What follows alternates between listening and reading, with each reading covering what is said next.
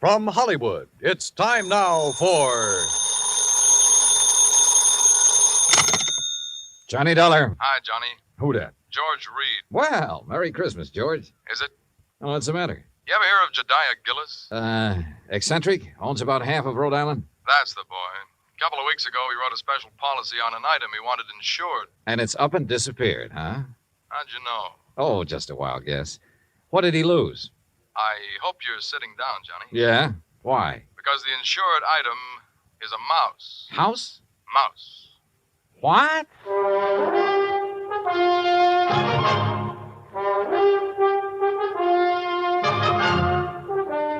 Bob Bailey in the exciting adventures of the man with the action-packed expense account. America's fabulous freelance insurance investigator. Yours truly, Johnny Dollar.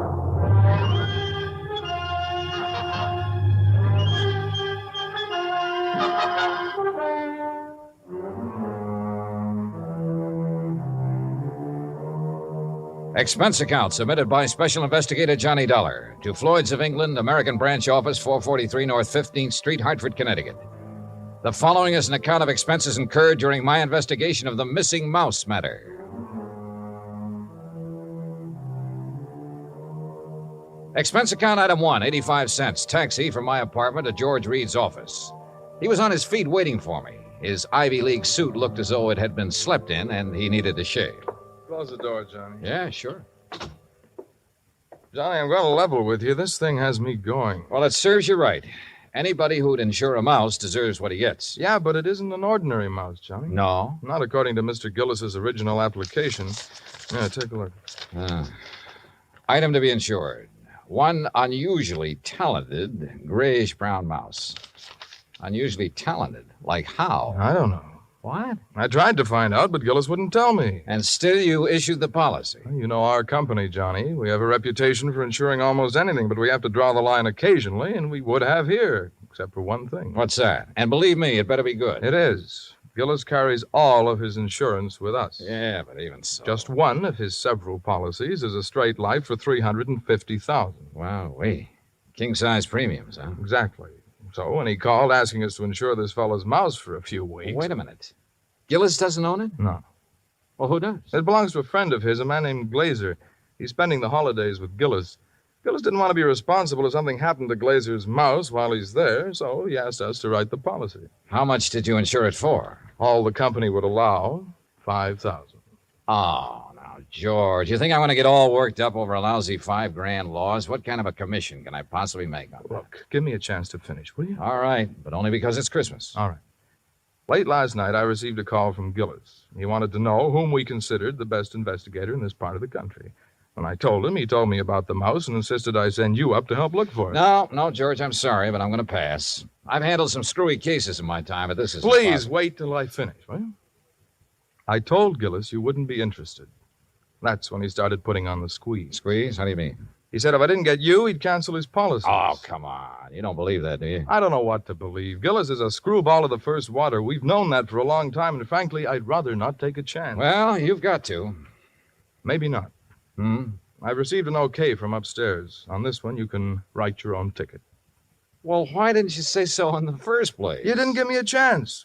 Look, there's a train for Providence at 3:30. Here's Gillis's address. He wants you to stay with him. That'll cost more, Georgie. It figures. Merry Christmas, Johnny. Same to you, Santa Claus.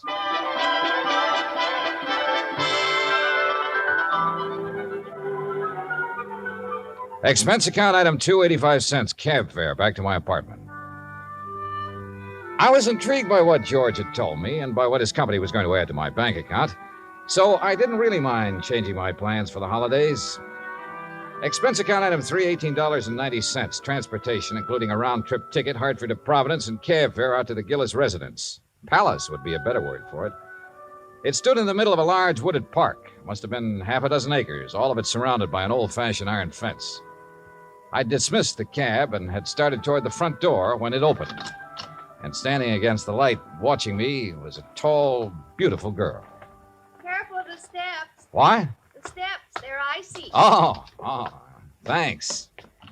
We've been expecting you, Mr. Dollar. Hi. Well, hi.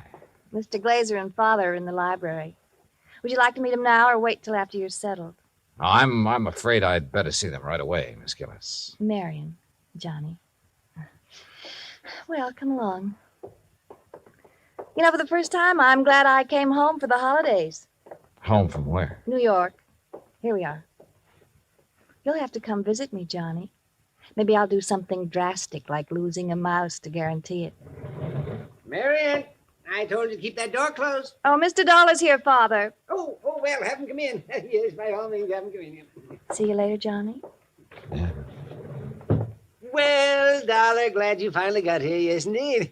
Thank you, sir. This is my friend and associate, Bert Glazer. Hiya, Mr. Glazer. Bertie and his pals, Mr. Dollar. Beg pardon? My dog act. You investigators are supposed to have good memories. I hoped you might have caught us at some time or other. No, I'm afraid not. Oh, would you like to have a drink, Mr. Dollar? No, thanks. Now, suppose I got anything you want to drink. I got an eggnog, hot buttered rum. Well, maybe later. Right now, I'd like to hear the details of your loss. You mean that insurance agent didn't give you all the information? He didn't know it all, Mr. Gillis. All he did know was that a so-called talented mouse So-called? has disappeared. So-called. And he hasn't disappeared either, not at all. He's been kidnapped, that's what. Kidnapped, yes, sir, and we know who did it, too. And why? We know why, too. And it's your job to get him back, Dollar. Oh, now, wait a minute. And I'm not going to pay 1 red cent for ransom. Not 1 cent. Not 1 cent. Okay. But what makes you so sure the mouse was kidnapped? Well, I'm afraid I can't tell you that without Bert's permission. Well, Mr. Glazer? Well, if we tell you, we must have your solemn promise you won't repeat it to anybody until Christmas Day. Well, I'm not sure I can do that. If you can't, we don't open our mouths. Right. Well, Okay. Till Christmas Day. good. Dollar, suppose I told you Gulliver was worth at least $50,000. Gulliver? The missing mouse. Oh, You'd be surprised if I said he was worth that much? depends. You claim he's talented. Does that have something to do with this valuation you put on him? Something. Oh, it has everything to do with it. Yes, sir. Well, what does Gulliver do that other mice can't? Nothing. But it's how he does it that counts. How he does what? Sings. What? Can't you hear the man, Miss Della? Can't you hear him? Gulliver sings. He carries a tune. You know. With the clarity of a clarion, the fervor of a female opera star, and the tone of a tenor. That's how we plan to bill him. I see. But he doesn't believe us. Oh, no, wait. I didn't say that. There's no need to. We can tell by your face. Can't we, Bert? But a mouse. Mr. Dollar, it is a scientific fact that mice sing. Mice sing. Well-known magazines have published articles proving it. Unfortunately, most of them sing in a scale too high for human hearing. But not Gulliver. Well, not Gulliver. Yeah, that's right. He's a basso. A basso. By mousy standards, that is. Oh, no. No, Bert, he still doesn't believe us. Very well, Jediah, there is only one thing to There's do. only one thing to do. You follow us, Dollar. We'll erase the doubt in your mind forever. I took a good look at Bert Glazer, then reluctantly followed the two of them out of the library and down a long hall. At the moment, this thing had all the earmarks of a good old-fashioned con game. Or better still, a benefit on behalf of Bert Glazer with Jodiah Gillis and Floyd's of England as the sole cash contributors. We wandered for what seemed like blocks through the old mansion and finally reached a large playroom. On top of one of the billiard tables was a small brass cage. In it were 2 small grayish-brown mice. Glazer opened the cage and let them out. Mr. Dollar, allow me to present Hecuba and Esmeralda. Oh, how do you do? I suppose they sing, too. Oh, they certainly do. But not nearly as well as Gulliver. Just don't have the instrument, you know. Instrument? The voice, Dollar, the voice, the vocal cords. Oh, yeah, I see. But, now, where did you keep Gulliver? In here with the others. Bert didn't want to separate them. That's right. I originally started to make the 3 of them into a singing, trio, like the Andrews sisters. But Gulliver advanced so rapidly, I decided he should be a soloist. Oh, sure. You aren't afraid of mice, Mr. Dollar? No. No, well, that's fine. They sense it if you are, you know. It upsets them. Upsets them. All right now, Hecuba, move over a bit. Give Esmeralda some room. That's it. Now, up on your haunches. Up, Esmeralda. There we are. Now, what would you like to hear, Mr. Dollar? Oh, anything at all. Oh, Bert, how about my favorite, huh? Over the Waves. Good. Yeah, you got it, Esmeralda? Over the Waves. That's it, Hecuba. All ready then? Good. That'll be fine. Ready now? 1, 2, 3. 1, 2, 3. Oh, that's it. Oh, beautiful, Esmeralda. Beautiful. Yeah.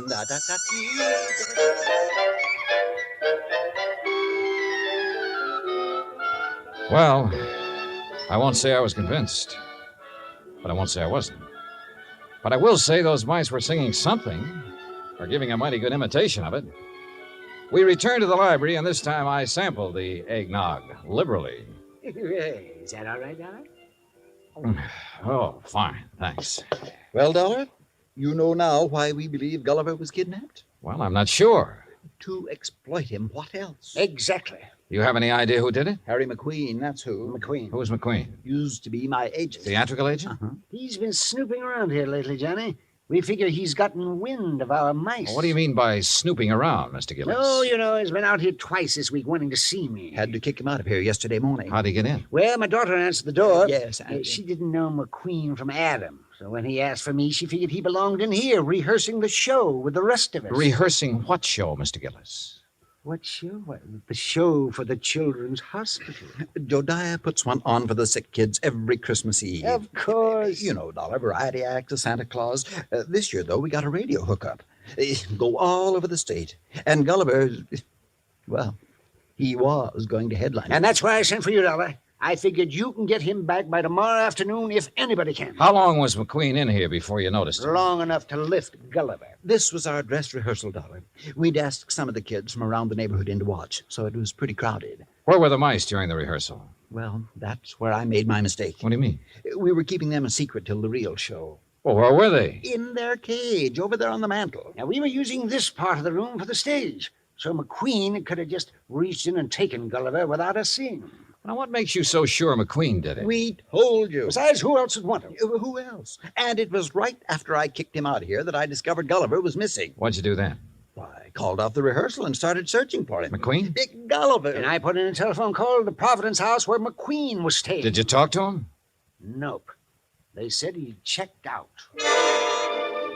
After questioning them for a while, I finally had a nightcap with Jediah, then went to the phone in the hall and made some calls, including one to George Reed. Well, how's it going, Johnny? It's not. That's why I'm calling. Look, they think a theatrical agent named Harry McQueen stole the mouse. He has offices in Boston and New York. I've placed a person-to-person call to both offices, but with tomorrow Christmas Eve, he might not get the message. So, what do you want me to do? Find out his home number. Ask him to call me here. Okay. Anything else? Hello? Johnny? Johnny, you there? Yeah. And so is a cat. What? A big yellow cat. What's so unusual about that?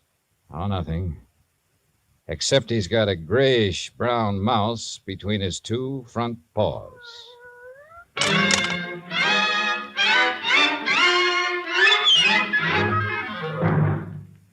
Act 2 of yours truly, Johnny Dollar, in just a moment. You can't buy happiness by the pound or the yard, but you can have it by the hour with no strings attached every Monday through Friday evening and each Saturday in the daytime when the Robert Q. Lewis Show is on the air. Join him and his fun-loving gang 5 nights a week and Saturdays in the daytime on most of these same stations. Now, Act 2 of yours truly, Johnny Dollar, and the Missing Mouse Matter.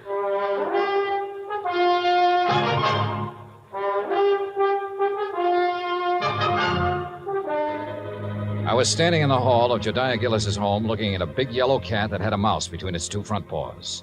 As far as I was concerned, a mouse is a mouse, and this one could be Gulliver. I cut short my phone conversation with George Reed, then started toward the cat. Here, kitty. Here, kitty, kitty. Nice, kitty. Pretty kitty. Mama, Here, kitty. Mama, where are you? Here, kitty, kitty. That's a good kitty. Now, kitty, let me have the little mouse. Mama, you naughty cat. Where? Oh, This cannibal belong to you, Marion? yes, I promised Father I'd... What do you mean, cannibal? Take a look. Oh, no. Oh, yes. And he's very, very dead. Oh, you don't think it's Gulliver, do you? Well, Mr. Glazer will have to identify him. And if he is, Well, that's that. Oh, no, Johnny. What do you mean? Oh, Johnny, please, you don't have to tell him, do you? Well, sure. If it's Gulliver, this thing's cleared up. If it's not, your Rama gets a reward for being a good mouser. Oh, Johnny, please. Dad almost had a fit when I arrived here with Rama. He made me promise to keep him in my room. This the only time he's been out? Well, no. Oh. He was out for a little while yesterday while they were rehearsing. I didn't notice he was gone till after lunch. Then the corpse could be Gulliver's. Oh, Johnny, if it is, there's nothing we can do about it now. And if you tell my father, besides making him angry, it'll break his heart. All right. I won't say anything until tomorrow night. Oh, thanks, Johnny.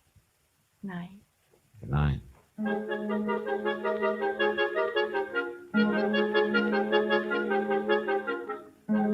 Christmas Eve morning came cold, crisp, and clear.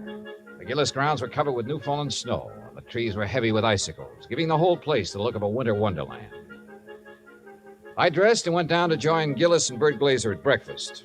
I was on my third strawberry when the phone started to ring. Yeah. You expecting a call, Dollar?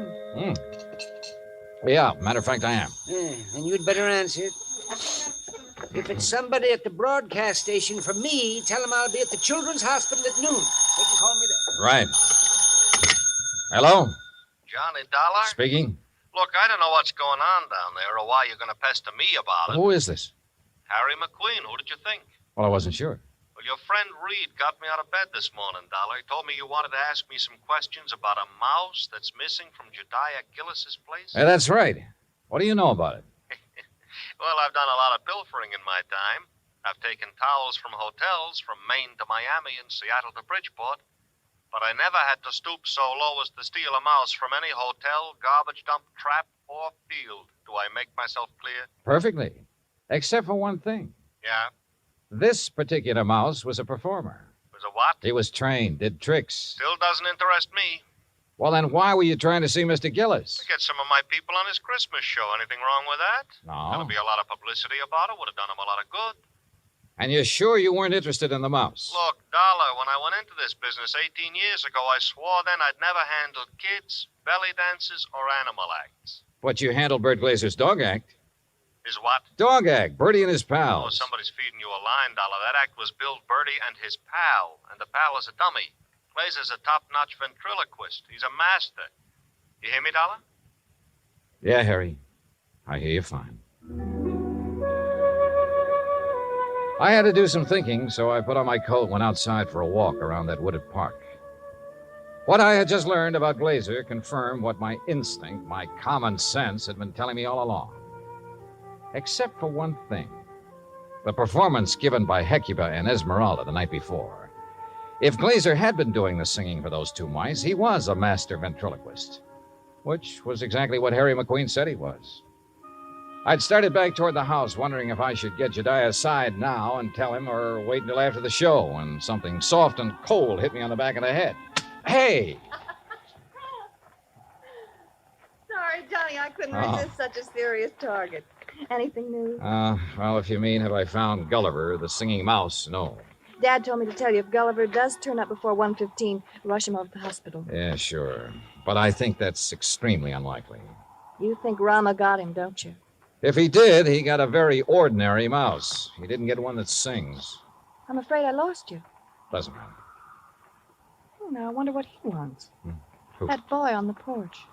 Oh, well, if this was Hartford, I'd say he was the paper boy coming around to collect. Well, it's not Hartford, and he's not a paper boy because Dad doesn't subscribe to anything but Fortune. Oh, well, then he's selling something. Well, if he is, he's not going to give us a chance to buy any. Johnny, looks like we scared him off. That's funny. Hey! Hey, come back! He sure tore out of here when he saw us. Wonder what he wanted. Do you suppose he was one of the kids they invited in to see the dress rehearsal? Well, if he was, what would he be doing back here today? I don't know. Let's take a look around.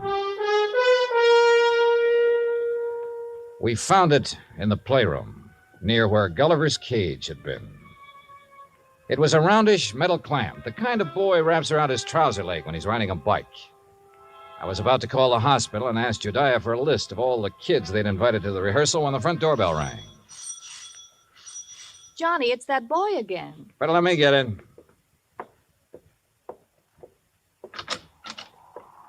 Hi. Hi. I was over here to see the show the other day. Oh? Yeah. You see it? No, I wasn't here then. Oh. Jeez. Sure is cold. Yeah, sure is. Oh, why don't you come in and get warm? Oh, no, that's okay. No, come on. Nobody's here. No? Oh, okay. Yeah, sure, come on. I don't want to bother nobody, you know. I was just riding by and I thought I'd stop and tell old man Gillis what a swell show they put on. You really liked it, huh? Yeah. All except for that Santa Claus. Oh? What was wrong with him? Nothing. Just that, well, who believes in all that smushy kid stuff? Kids, I guess. How old are you, Bobby Neves. How old are you, Bobby? Almost 11. Well, being that old, I can understand why you weren't impressed with the Santa Claus. All that other stuff, too. You know, like giving presents and singing those hymns and junk like that. You gotta cut it out when you start growing up. You sure do, boy. Yeah. You know, you and my mom, you get along just fine. Oh? Yeah. She feels about Christmas. She feels about Christmas just like you and me do. All right. Yeah. Boy, this log fire sure makes your eyes smart, don't it? Yeah, it sure does. Where do you live, Bobby? Crosstown, Scully Avenue. Well, how'd you happen to be over here the other day? Well, I was riding my bike when I saw this dog. Well, gee, he was... Anyhow, when I tried to catch him, he ran from me. I followed the silly mutt clear over here. Uh-huh. You ever catch him? No. I was about to when this man hollered and asked me if I wanted to see a free show. So I came in. I see. Well, you must like dogs a lot, huh? Sure.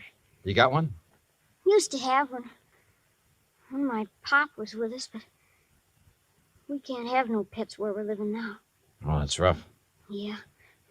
You know that poem? Which one? You know, about all through the house not a creature was stirring, not even a mouse?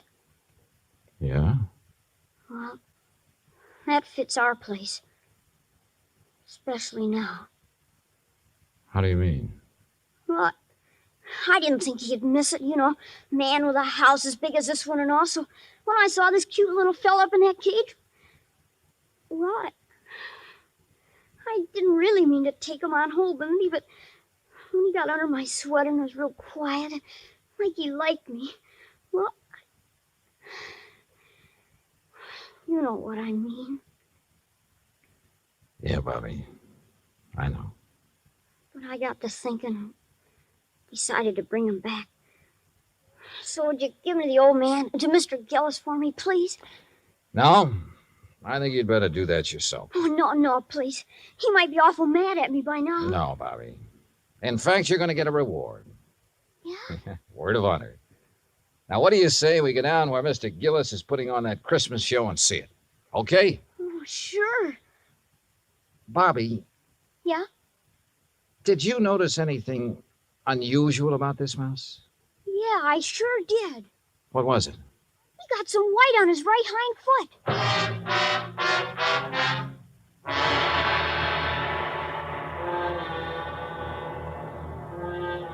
Expense account item 4, $1.60. Cab fare from the Gillis residence to the Children's Hospital for Marion, Bobby, and myself. Inside, we followed the sound of children laughing and reached the auditorium. Marion found a seat among the nurses, and I took Bobby backstage. When Jediah saw Gulliver, his face lit up like one of the trees he'd had delivered to the war. Gulliver! By golly. I knew if anybody could do it, you could, Dollar. I didn't do a thing, Mr. Gillis. All the credit goes to Bobby. Oh, to Bobby. Well, I'll speak to you after the show, young man. Yes, sir. Bert, look, he's back. So glad to go, Master. Oh, Gulliver, I do declare I have never been so glad to see a person before. You better hurry, Bert. He's scheduled to go on in just a minute. Oh, he will. Well, I'll go check on the microphone when everything be just so. Don't go away, Dollar. No, he won't. Bobby, why don't you sit over there where you can see the stage? Yes, sir. Bert, you think Gulliver will sing today? I know he will. Oh, get ready, Gulliver. But that boy had Gulliver all day and all night, and he didn't sing once. Ah, did the boy ask him to? Ladies and gentlemen, boys and girls, for the first time in a while, one of the wonders of the world, Gulliver, the singing mouse. Hey, Mr. Dollar, can that mouse really sing? That is what we're going to find out, Bobby. Exciting, isn't it, Dollar? Sure is, Mr. Gillis. All right, thank you, folks. Thank you. Thank you. And now for Gulliver's first number, he'd like to sing with... what's that, Gulliver? Oh, I see. He's going to sing Jingle Bells. But he wants me to get off stage so everybody will know it's really him doing it and not me. Thank you. Is he all right, Bert? Oh, fine, fine. Just feeling his out. Well, why doesn't he start? He's going to. Listen.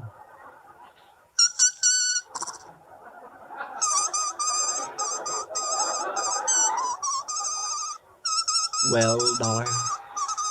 Now I have seen everything. Me too. Gee.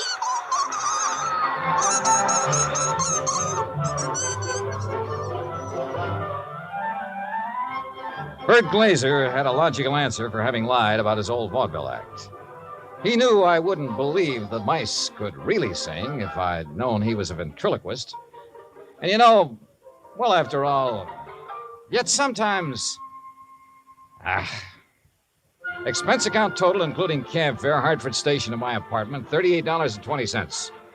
As for my separate and additional fee, as agreed upon before I took this matter, well, there's a boy named Bobby Neves who lives on Scully Avenue over in Providence. See that he gets it, huh?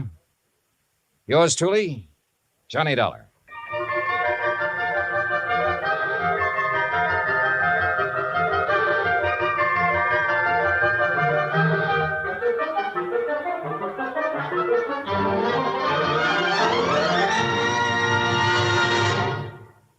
Our star will tell you about next week's story in just a moment. Meantime... Hey, Dan, I'll make a deal with you. Oh? Let me have the mic for a second, then you can tell them about next week's story. By all means, be my guest. All right.